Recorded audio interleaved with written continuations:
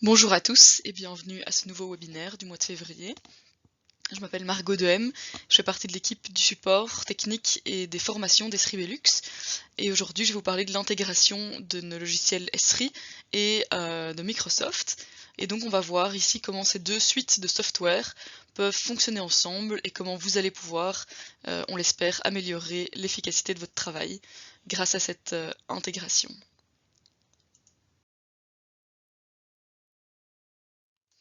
Donc en ce qui concerne le déroulement de cette présentation, on va commencer par une courte introduction où on va voir une vue d'ensemble des compléments Esri qu'on peut utiliser dans nos logiciels Microsoft et donc avoir une première idée de cette collaboration entre Esri et Microsoft. Ensuite, on va passer à l'explication détaillée de chacun de ces compléments ArcGIS. Et donc on va voir un à un les compléments ArcGIS for Office, donc on va voir avec Excel et PowerPoint. On va aussi parler des compléments pour SharePoint, pour Teams et puis pour Power BI. Et pour chacun de ces compléments, on va faire un petit cas pratique, enfin une petite démonstration avec comme sujet l'implantation d'éoliennes en Belgique. Et alors on va terminer toutes ces démonstrations par une suite de liens qui vous pourront être utiles dans le cas où vous voudrez vous lancer, commencer à utiliser ces différents compléments-là. Et on terminera bien sûr comme d'habitude avec une session de questions-réponses. Et donc comme d'habitude, n'hésitez surtout pas à poser vos questions dans le chat tout au long du webinaire et alors on y répondra au mieux tout à la fin de cette session. Donc en termes de collaboration entre Esri et Microsoft, je pense que la plupart d'entre vous utilisent déjà pas mal de produits Esri et de produits Microsoft. Et donc ici on va voir comment ces produits peuvent être utilisés ensemble. Alors premièrement, ce qu'on peut dire, c'est que Esri et Microsoft sont en fait partenaires depuis plus de 20 ans. Et donc notamment, on peut parler de collaboration entre les deux grâce au cloud Microsoft Azure, comme vous le voyez en haut de la slide. Et donc c'est une solution qui est fréquemment utilisée pour installer vos produits Esri, donc par exemple un ArcGIS Enterprise ou bien même un ArcGIS Pro dans le cloud. Mais alors ici, on va plutôt s'attarder sur les différents compléments que vous voyez plutôt en bas de la slide. Et donc ce sont des compléments, donc des add-ins qui peuvent être installés pour venir ajouter des fonctionnalités à vos différentes applications Microsoft. Donc les applications Microsoft dont on parle, c'est la suite Office, comme vous le voyez à gauche avec Excel et PowerPoint, mais c'est aussi Microsoft Teams, donc qui vous permet de faire la communication avec vos collègues, une application que nombreux d'entre vous certainement ont commencé à utiliser depuis l'apparition du télétravail avec le Covid. Et puis finalement, on a encore les deux applications à droite, donc on a SharePoint et Power BI, Microsoft Power BI. Et donc ces deux-là aussi vont pouvoir être augmentés via des compléments Esri. Alors, comme vous le voyez au centre, donc tout ça va passer par le centre de la plateforme ArcGIS, donc le portail, qui peut être un ArcGIS Online ou un ArcGIS Enterprise. Et donc on verra comment tout cela est en interaction dans les petites démonstrations qui vont suivre. Alors, donc pour le premier complément ArcGIS qu'on va voir, c'est donc ArcGIS for Office, qui va vous permettre donc de convertir vos données Excel en cartes interactives. Et donc au lieu d'afficher vos données Excel dans vos graphiques et vos tableaux comme vous le faites habituellement, vous allez maintenant aussi avoir la possibilité d'afficher vos données sur une carte, donc cartographier vos données Excel en fait. Et donc ça va vous donner des nouvelles perspectives sur vos données et une nouvelle vue, une nouvelle compréhension sur vos données Excel. Alors en plus de ça, il va également vous être possible d'ajouter des données qui viennent de votre portail, donc que ce soit ArcGIS Online ou ArcGIS Enterprise.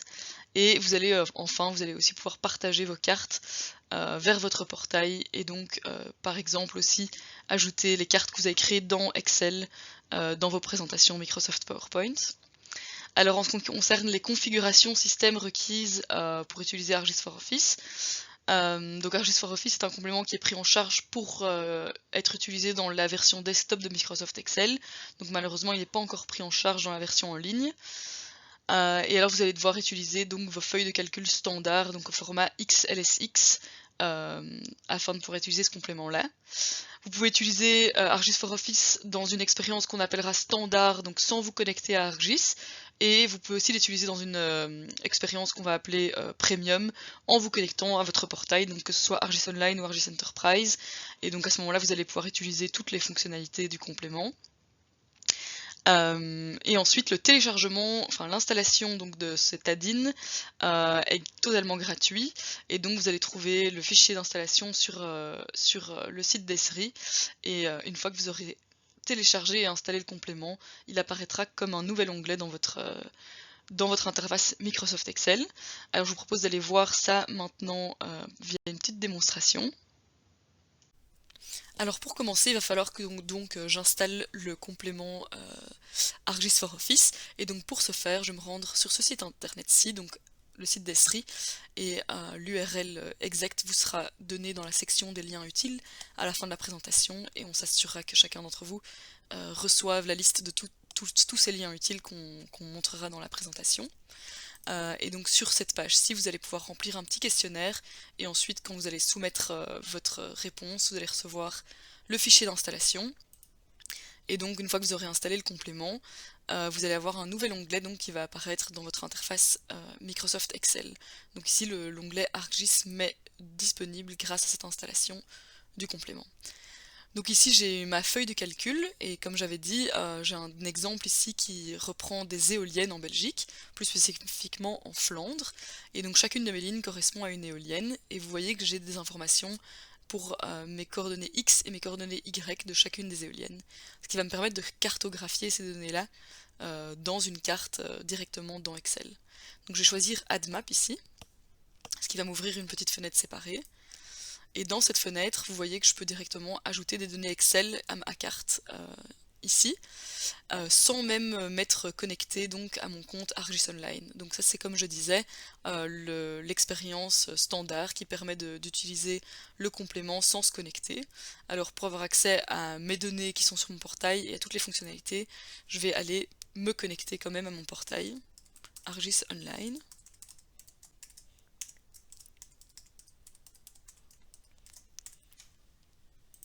Voilà.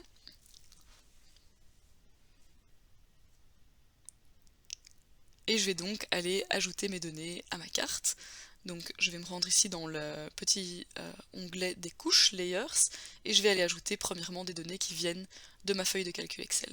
Alors je vois ici qu'on me demande de sélectionner les cellules qui m'intéressent, et donc ici dans ce cas-ci, c'est toute la table qui m'intéresse, donc je vais aller sélectionner toutes les colonnes, et je vois qu'elles sont donc renseignées ici dans le premier champ dataset.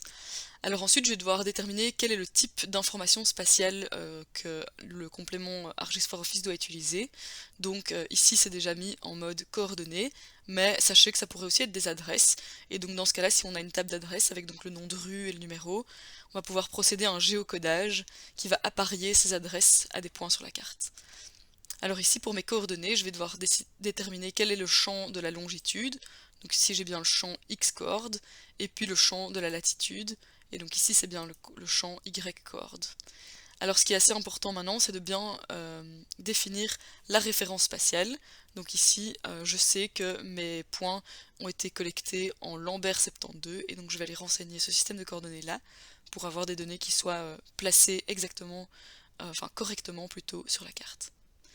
Alors une fois que tout ça est rempli, je choisis Add to Map, et mes points vont venir s'afficher sur ma carte de cette façon-là. Alors pour aller configurer un peu les propriétés de cette couche-là dans la carte, je vais pouvoir choisir ici le petit symbole des 3 couches, et effectivement choisir de styliser, donc de modifier la symbologie de ma couche. Donc par défaut ici j'ai une symbologie en symbole unique, donc avec tous les mêmes symboles pour chacun des points. Je pourrais aussi créer une heat map, donc une carte thermique, ce qui va me donner une indication de la densité de points dans chacune de mes zones. Alors je peux aussi faire une symbologie sur base d'un attribut, donc par exemple sur base du statut de l'éolienne. Et donc ici je vais avoir une symbologie en valeur unique qui va me donner des points bleus pour les éoliennes qui ont été refusées, des points rouges pour les éoliennes qui ont été permises, et puis des points verts pour les éoliennes dont le statut est toujours sous demande.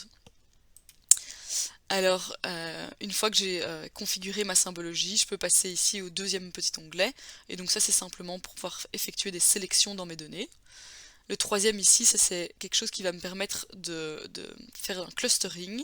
Et donc quand je l'active, je vois que il y a une agrégation de certains points dans des plus grands points et j'ai un nombre à chaque fois qui représente le nombre d'éoliennes pour chacun de ces points-là. Alors je peux changer le rayon du clustering pour changer le niveau d'agrégation de ces points-là. Et donc c'est une carte qui est dynamique et qui en fonction du niveau de zoom va changer l'apparence de mon clustering.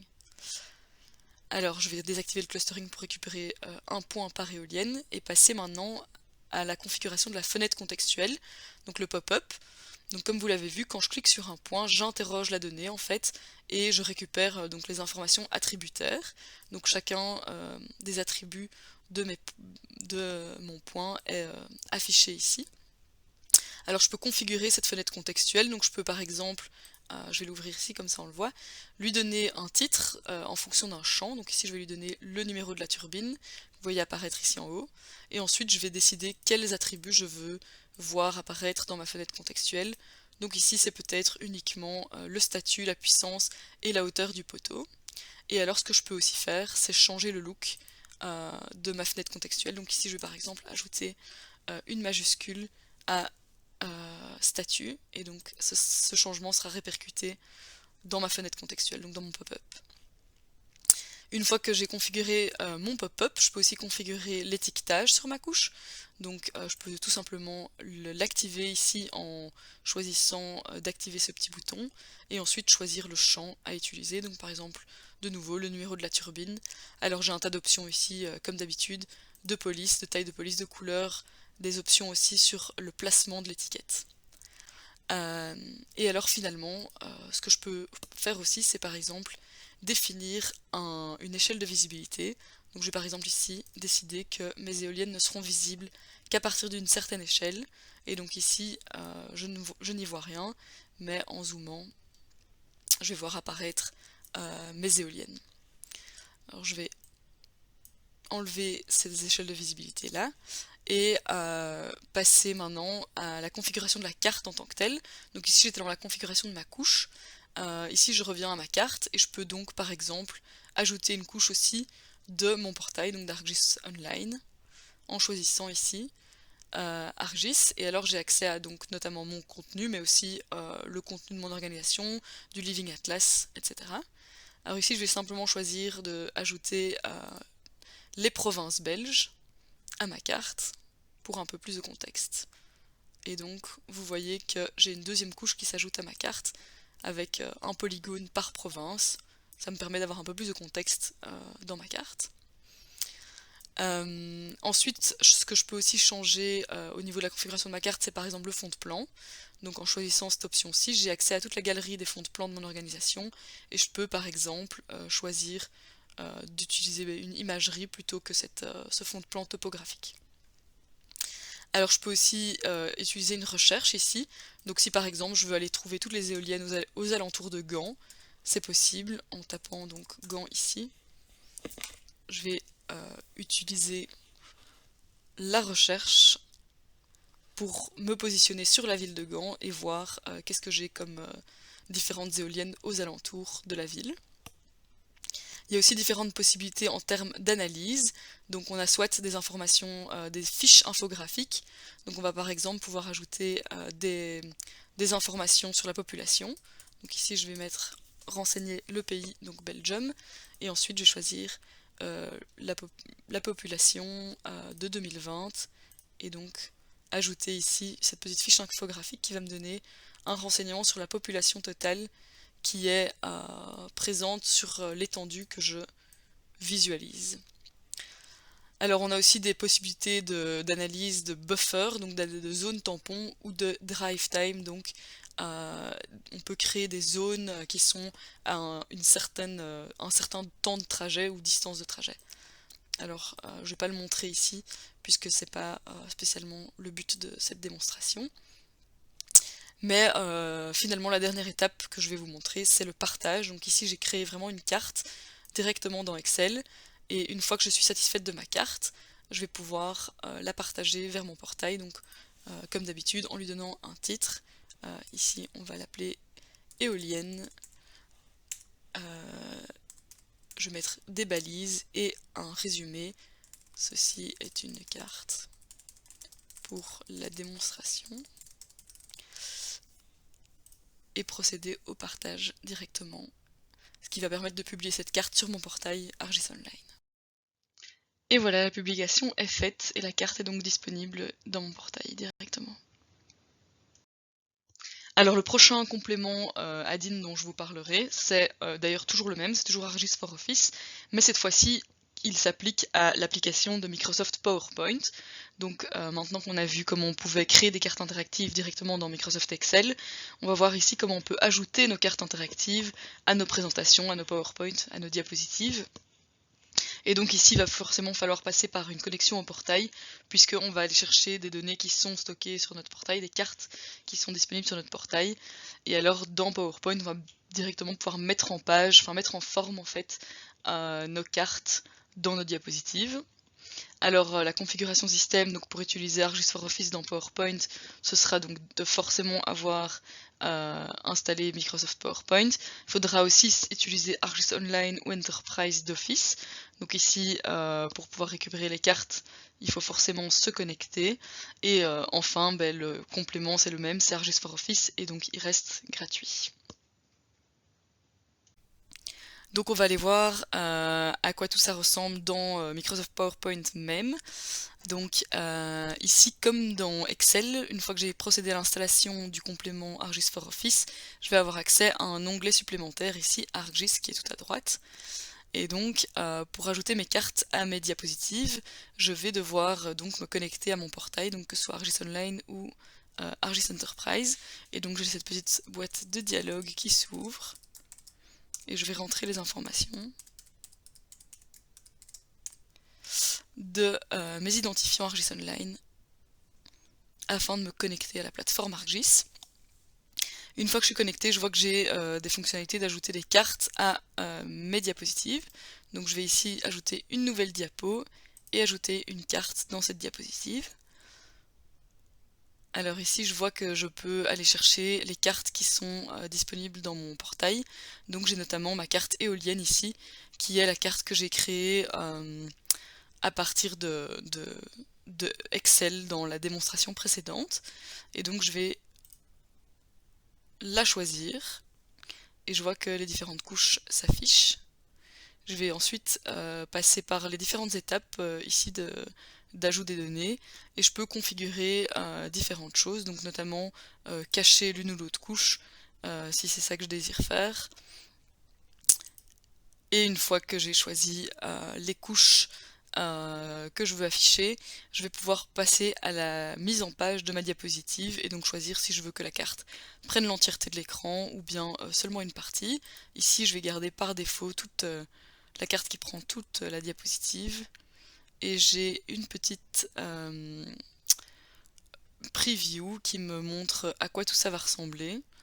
Et alors je peux changer la disposition de ma carte pour qu'elle soit centrée sur les données qui m'intéressent. Donc ici je pourrais par exemple me recentrer sur la Flandre et ensuite choisir d'insérer ma carte dans ma diapositive et la voici.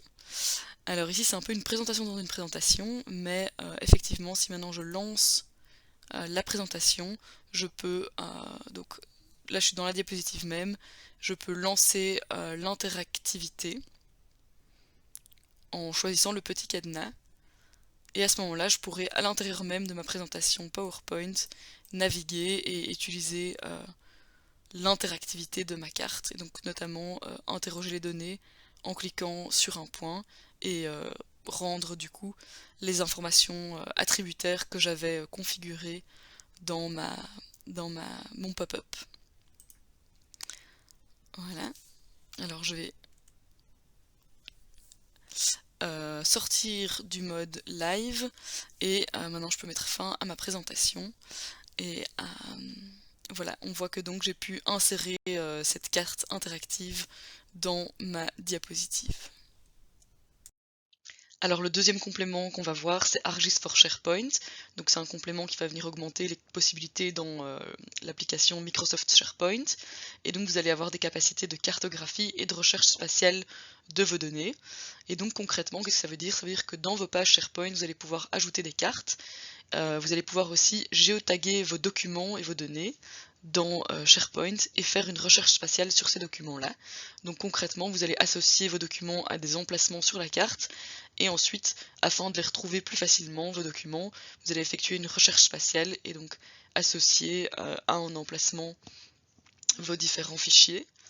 Et alors, troisièmement, il y a aussi des capacités d'analyse spatiale. Donc vous allez de nouveau pouvoir faire des zones tampons, des analyses de temps de trajet et récupérer des fiches infographiques, comme on l'avait vu avec Excel, directement dans SharePoint. Alors, en ce qui concerne la configuration système requise, l'ADIN fonctionne avec la version online et la version sur site de Microsoft SharePoint. Il y a, comme dans Excel, une version standard qui ne requiert pas de connexion à votre ArcGIS Online ou ArcGIS Enterprise, et il y a une version avec toutes les fonctionnalités qui est disponible une fois que vous êtes connecté à votre compte ArcGIS. Et finalement, c'est un complément qui est de nouveau gratuit, donc que vous pouvez directement télécharger dans l'App Store pour venir augmenter les possibilités avec SharePoint. Alors passons maintenant directement à la démonstration de ce complément-là. Donc je suis dans Microsoft SharePoint et j'ai créé ici une page pour rester dans le thème à propos des éoliennes. Et donc j'ai différents éléments que je peux ajouter à ma page, donc du texte, des images, etc. comme vous le voyez. Et maintenant pour ajouter une carte, je vais passer en mode édition, ici. Et je vais venir ajouter un bloc avec mon complément ArcGIS Maps. Et une fois que j'ai choisi ça, je peux me connecter ou non. Donc comme je disais, il y a une expérience standard qui ne requiert pas de connexion. Mais ici, on va utiliser la version avec connexion pour pouvoir venir chercher une carte qui est stockée donc, sur mon portail. Donc ici, j'ai accès à tous les éléments de mon portail. Et donc, je vais venir chercher la web map éolienne qu'on avait créée précédemment. Et donc, en 2 temps 3 mouvements, j'ai pu ajouter ma web map à ma page SharePoint. Et de nouveau, j'ai des options qui sont super similaires à ce qu'on a vu avec ArcGIS for Office, donc dans Excel, le changement de basemap, des possibilités d'analyse, de partage aussi.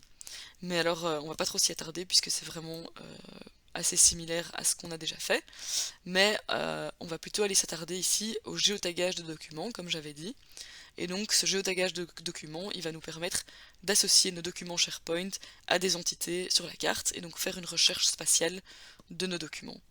Donc on va voir un peu comment ça fonctionne. Ici je vais aller choisir une couche. Donc je vais prendre ma couche de province et c'est sur le nom des provinces que je vais venir associer mes documents.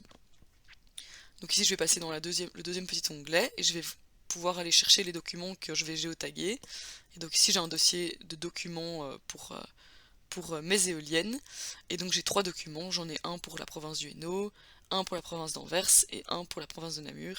Donc on va imaginer que ce sont des documents qui reprennent des informations génériques à propos des éoliennes dans ces 3 provinces-là. Et pour les associer à mes entités sur la carte, je vais simplement ici venir prendre le document et le déposer sur la province qui m'intéresse. Et je vois que j'ai ce petit logo de géotag qui apparaît ici. Et donc je vais faire la même chose pour la province d'Anvers et la province de Namur. Et on voit maintenant que si je clique ici, j'ai un géotag pour mon document qui est Hainaut. Et donc ce que ça va me permettre de faire, c'est d'utiliser ici le GeoSearch. Et donc ici, je vais juste simplement paramétrer que je vais uniquement rechercher dans le site dans lequel je suis, et pas dans tout le SharePoint de mon organisation. Et donc ici, je vais pouvoir, soit par mots-clés, donc via l'attribut qui a été relié, retrouver mes documents. Donc si par exemple je tape Namur, j'ai accès à mon document qui a cette étiquette Namur. Et sinon, je peux aussi simplement cliquer sur ma carte. Donc ici, je clique sur la province du Hainaut et je peux directement aller retrouver le document qui concerne la province du Hainaut. Voilà. Alors le prochain add-in dont on va parler, c'est donc l'add-in ArcGIS for Teams. Donc après ArcGIS for Office et ArcGIS for SharePoint, on va pouvoir ajouter des fonctionnalités ArcGIS à notre application de collaboration que vous utilisez peut-être très fréquemment pour collaborer avec vos collègues. Et donc ici, on va pouvoir au sein même de Microsoft Teams afficher nos cartes, nos scènes, nos applications ArcGIS aussi, donc ça peut être des story maps, des dashboards, des enquêtes surveillées en 2-3, etc.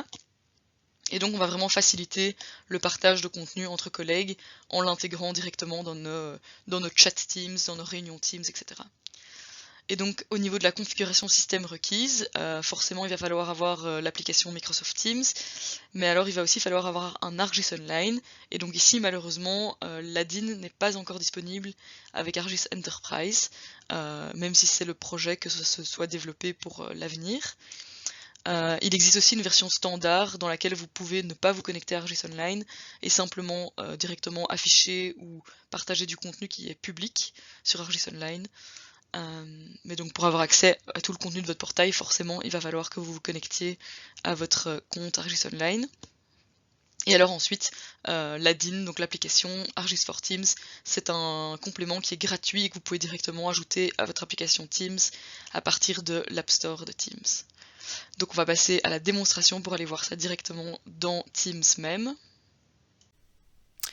Donc voilà, je suis ici dans Microsoft Teams. Alors pour ajouter les fonctionnalités de ArcGIS Maps, je vais pouvoir aller dans le petit onglet Apps ici et rechercher l'application ArcGIS Maps et l'ajouter comme ça à mon Teams.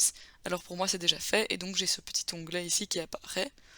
Et ici, je vais pouvoir faire une recherche, donc comme vous le voyez ici, en tapant Search, je vais pouvoir rechercher pour du contenu public.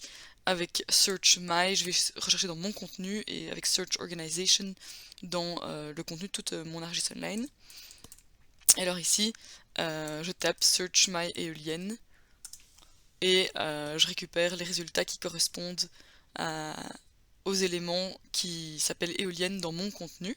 Alors je peux aller voir les informations à propos de ce contenu-là, et je peux aussi carrément ouvrir, et donc à ce moment-là je vais me retrouver dans l'onglet Viewer, qui me donne la visionneuse de cartes telle que je l'ai dans ArcGIS Online, avec mes différentes options de changement de fond de plan, etc. Donc là je peux rapidement consulter au sein de Teams même. Et alors ce qui peut être intéressant aussi, c'est dans une conversation avec des collègues, par exemple, de partager du contenu. Et donc là je vais pouvoir aller choisir ici l'application Teams, et alors je vais faire une recherche dans mon organisation par exemple, et de nouveau choisir éolienne, et envoyer ma carte à ma collègue. Et de cette façon-là, elle aura un accès rapide vers la carte que j'ai créée. Alors le dernier add-in que je vais vous présenter aujourd'hui, c'est l'add-in ArcGIS for Power BI, qui vient donc agrémenter cette application Microsoft Power BI, qui est un outil d'analyse de données de Microsoft, qui va vous permettre de créer des visualisations de vos données, et ces visualisations, elles sont interactives, et donc vous pouvez créer des rapports et des tableaux. Alors grâce à Stadin, vous allez avoir la possibilité d'ajouter de la cartographie et l'analyse de vos données spatiales. Et donc vous allez d'une part pouvoir visualiser vos données sur une carte dans vos rapports et dans vos tableaux. Vous allez aussi pouvoir importer vos données qui proviennent de votre portail ArcGIS dans vos rapports et vos tableaux Power BI. Et donc ajouter vos cartes aussi à vos rapports d'entreprise. Alors pour utiliser ArcGIS for Power BI, il faut savoir que c'est possible d'une part dans la version desktop, mais aussi dans la version online de Power BI, donc Power BI Desktop et Power BI Service. Alors tous les utilisateurs de Power BI peuvent accéder aux fonctionnalités de ce complément en tant qu'utilisateur standard, donc sans s'identifier à ArcGIS, mais si vous disposez d'une connexion à ArcGIS Online ou à ArcGIS Enterprise avec un type d'utilisateur créateur, vous aurez accès alors à toutes les fonctionnalités, donc ce sera plus avantageux. Et finalement, ArcGIS for Power BI, c'est un complément qui est disponible dans Power BI par défaut, donc pas besoin d'aller télécharger et installer le complément indépendamment. Alors on va aller voir ça par une petite démonstration dans l'application même. Alors je suis ici dans la version desktop de Power BI, et comme vous voyez j'ai créé quelques visuels pour communiquer à propos des données de mes éoliennes toujours. Et donc ici la nouvelle fonctionnalité grâce à Stadin ArcGIS dans Power BI, ArcGIS Maps for Power BI, c'est que je vais pouvoir cartographier mes données directement. Donc ici, j'ai choisi donc le visuel ArcGIS Maps for Power BI et je vois que je suis déjà connecté à mon organisation. Alors je vais pouvoir maintenant ajouter donc dans les champs latitude et longitude les champs de mes données qui proviennent d'Excel ici. Donc je vais mettre le champ X dans la longitude et Y dans la latitude. Et je vois que les points de mes turbines vont être automatiquement ajoutés à ma carte. Et donc j'ai en 2 temps 3 mouvements pu représenter sur une carte les points qui proviennent de mes données. Alors voilà, on a fait le tour de ces 4 compléments-là. Donc on avait commencé par le complément ArcGIS for Office. On a été voir à quoi ça ressemblait dans Microsoft Excel et dans Microsoft PowerPoint. On a aussi été voir le complément pour SharePoint, pour Teams et puis pour Power BI. Et donc on va encore rapidement aborder 2 autres applications qui pourraient être liées à nos produits Microsoft. Donc premièrement on a ArcGIS Insights, qui est un logiciel qui va nous permettre de faire des analyses spatiales. Et donc on va pouvoir combiner nos données spatiales et non spatiales, et donc y compris par exemple nos fichiers Excel ou bien nos données qui proviennent d'une connexion à notre serveur Microsoft SQL Server. Et donc voilà encore un exemple d'une intégration aisée entre les produits Esri et les produits Microsoft. Et puis deuxièmement, on a le connecteur ArcGIS Survey 1.2.3 pour Power Automate. Et donc, de quoi s'agit-il? Donc, ArcGIS Survey 1.2.3, pour ceux d'entre vous qui connaissent peut-être pas, c'est un logiciel qui va nous permettre de faire la création, le partage et l'analyse d'enquêtes. Donc, vous allez pouvoir créer des enquêtes avec différentes questions, les envoyer aux utilisateurs et récolter les données. Et alors, Power Automate, ça c'est un logiciel qui va vous permettre d'automatiser vos processus grâce à des workflows. Et donc ici, les deux vont pouvoir être utilisés ensemble via le connecteur ArcGIS Survey 1.2.3 pour Microsoft Power Automate afin de traiter automatiquement les données qui viennent dynamiquement de votre enquête Survey 1.2.3 grâce à ce connecteur-là. Alors ça nous amène à la fin de notre présentation. Donc comme je vous l'avais promis, ici j'ai plusieurs liens que j'ai regroupés pour ceux d'entre vous qui seraient intéressés de se lancer. Donc bien sûr on va vous fournir tous ces liens là après la présentation, et donc pour ceux d'entre vous qui sont intéressés par l'un ou l'autre complément, vous aurez l'occasion d'aller naviguer dans ces différents éléments de documentation. Donc ceci nous amène à notre séance de questions-réponses. Alors pour ceux d'entre vous qui n'ont pas encore posé leurs questions dans le chat, n'hésitez surtout pas à le faire, c'est pas encore trop tard. Et donc on tentera au mieux d'y répondre.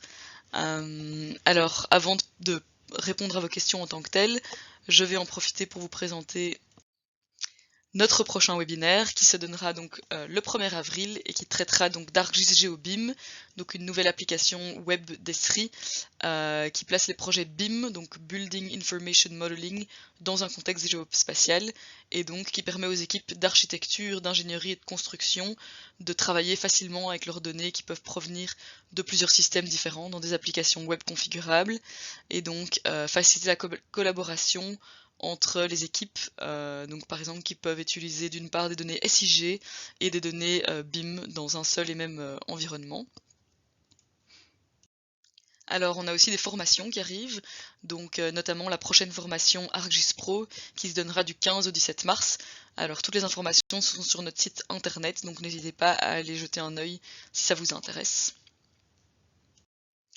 Et puis finalement, voici nos informations de contact. Donc si vous êtes intéressé par quoi que ce soit, du training, du coaching ou un projet, n'hésitez pas à nous joindre. Il y a notre numéro de téléphone et notre adresse email générale qui est sur cette diapositive.